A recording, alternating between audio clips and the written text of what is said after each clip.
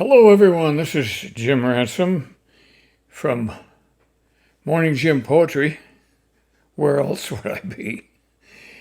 It's Saturday, and it's time for another session of Morning Jim Poetry. This is August 20th, and today's program is going to start with a poem from the work of Marianne Moore. Marianne Moore, where do you start with her? She was a leader of what came to be called modernist poetry, although she didn't coin the word in, she would never have considered herself to be a leader of anything. Her fans are among the most loyal, and I would say fanatic poetry fans of all time. Her poetry is very precise.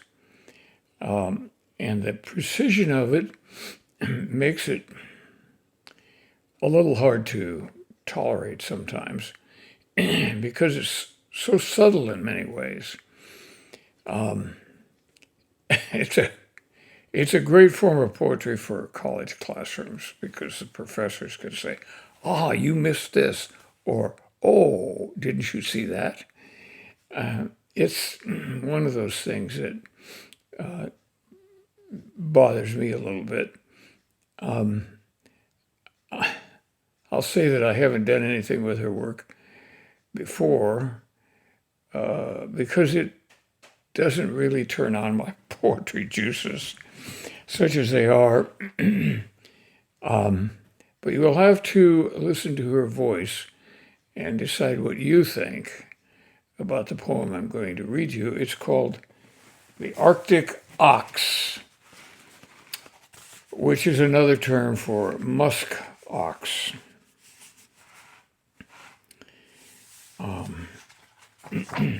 Here we go.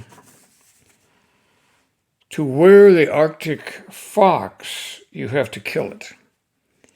Wear Kvyat, the underwool of the Arctic ox, and you can pull it off like a sweater.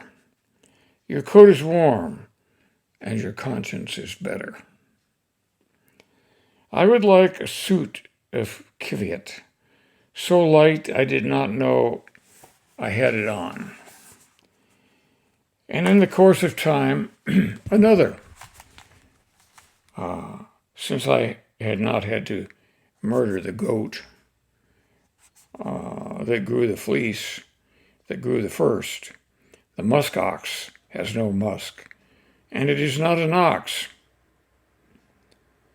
Illiterate epithet. Bury your nose in one when wet. It smells like water, nothing else, and browses goat-like on hind legs. Its great distinction is not egocentric scent, but that it is intelligent.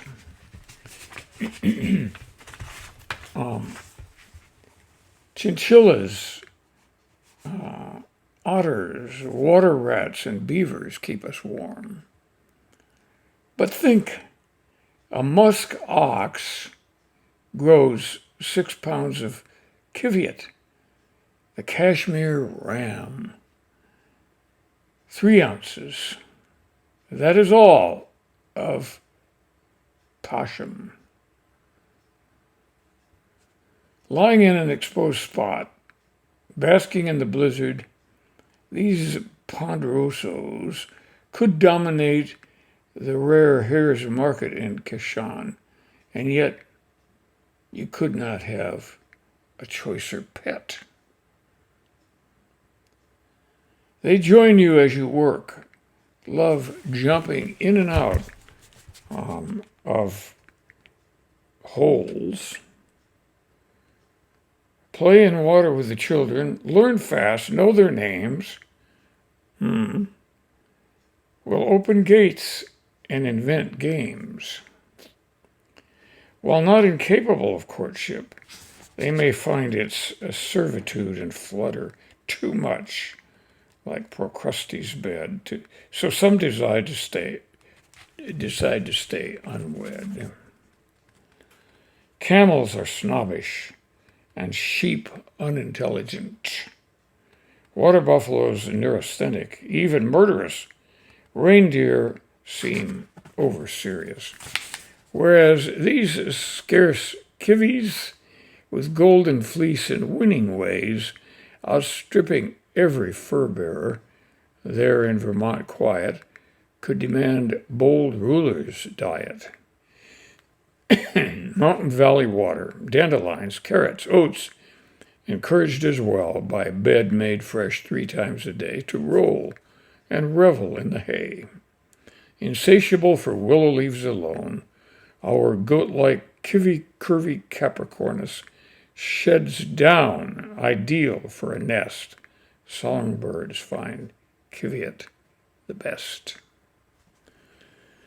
Suppose you had a bag of it. You could spin a pound into a 24 or 5-mile thread. 1 40 ply that will not shrink in any dye.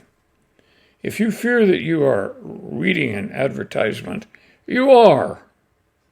If we can't be cordial to these creatures' fleece, I think that we deserve to freeze. Marianne Moore showed her complexity and humor in that, I think, better than in many of her poems. But just a few clarifying comments might be in order here. Kiviat is the name of the wool, the underwool, that is produced by the musk ox.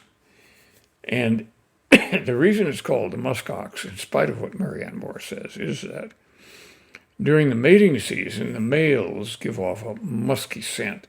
Not necessarily unpleasant, but still, it's not what most people like. And then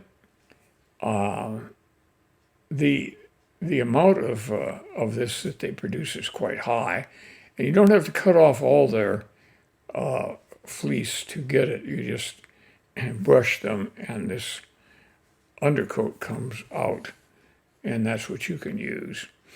It's very easy to dye. It doesn't shrink, and it keeps you warm.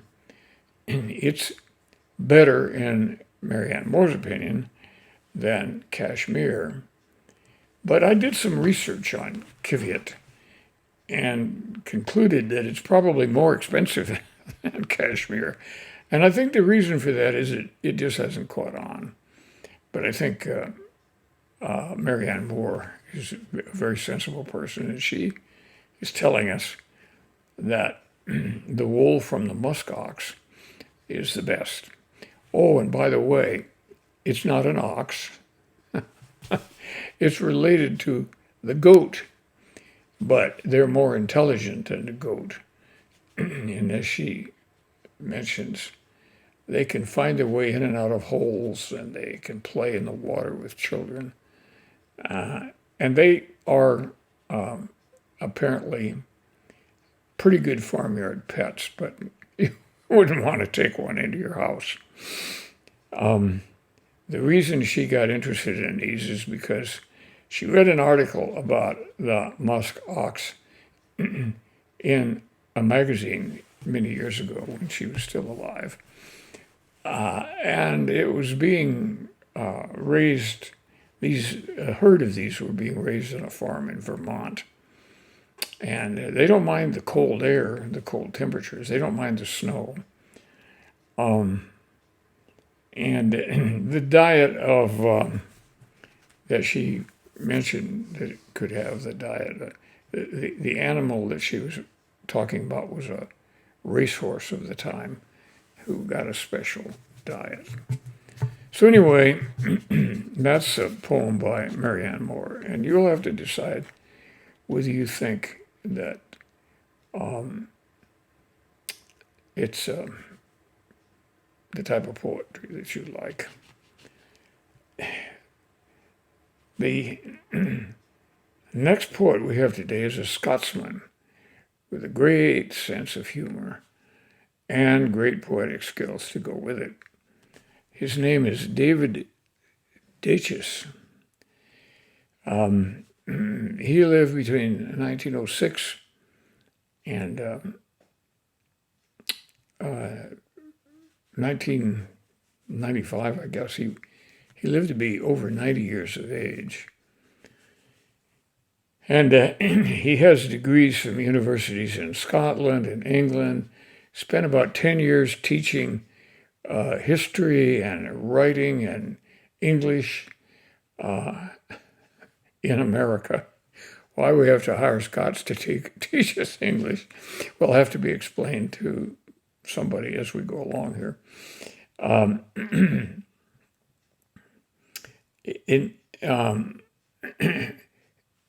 He has written many books on literary history and has published a book of poetry, as well as poems in the New Yorker and other magazines.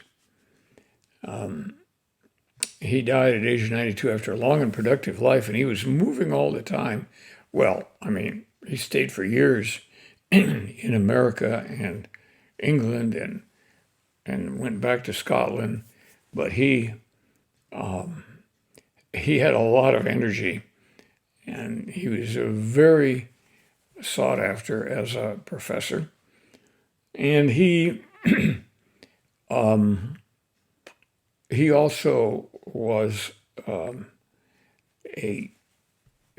had a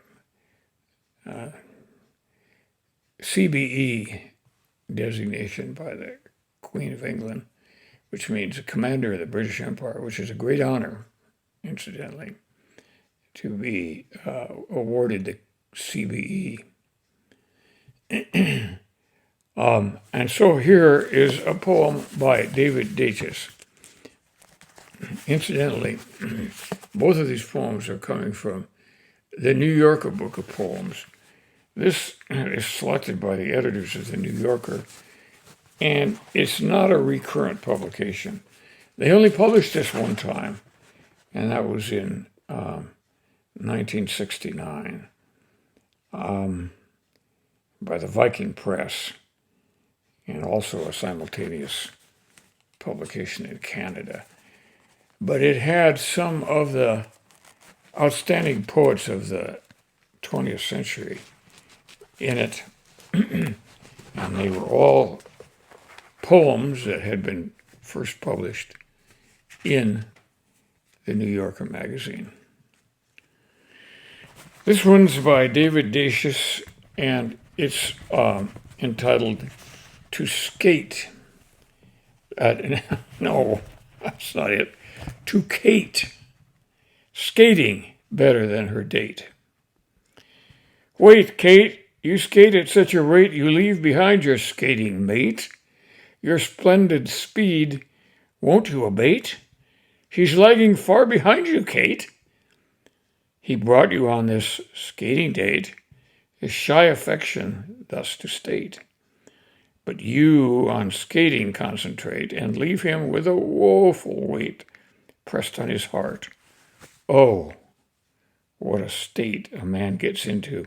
How irate he's bound to be with life and fate if, when he tries to promulgate his love, the loved one turns to skate far, far ahead to demonstrate superior speed and skill. Oh, hate is sure to come of love, dear Kate, if you so treat your skating mate. Turn again, Kate, or simply wait until he comes. Then him berate coyly for catching up so late.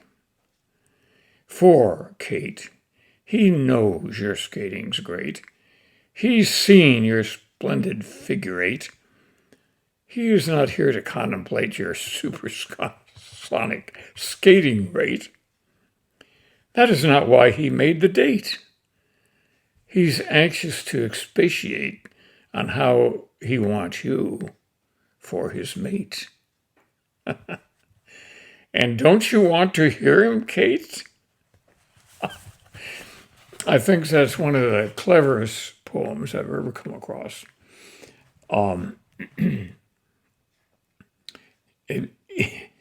It's you notice, I'm sure, that the end of every line rhymes with the next line, and all of them rhyme with great, mate, and Kate.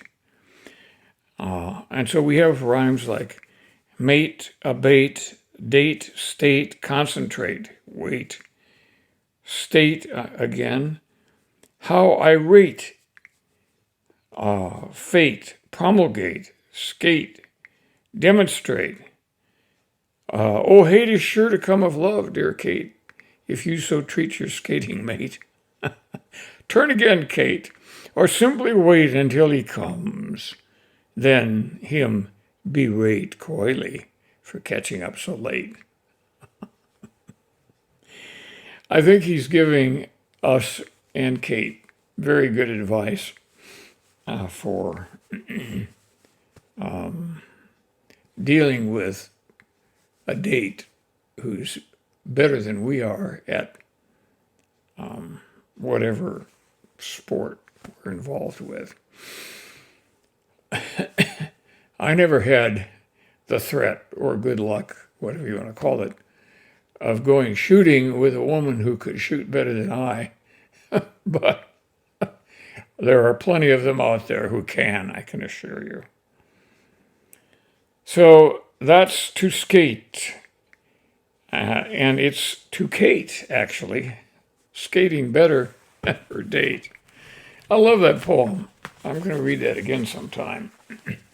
In the unlikely event that I'm ever asked to give a public reading, I can't let David Daiches off the hook. I should have liked to read another poem by Marianne Moore, but she didn't write many short poems. Her poems were not necessarily really long, but the complexities make your eyes cross. I apologize, but if you are a lover of the work of Marianne Moore, you can always read her yourselves. I encourage that, at which point you will be better able to understand some of her complexities. That's it for today. I hope you'll be back next week. And remember, I always appreciate suggestions for poets to read, and you can email me at jimransom506@gmail.com. If you can remember gmail.com, all you then have to remember is jimransom506, all one phrase, jimransom506. Okay, let me know what poet you want to hear, and you can even tell me what poem of his or hers you're particularly fond of, which is no guarantee that I'm going to read it, but I need all the suggestions I can get. And I thank you for being with me again today. Bye now.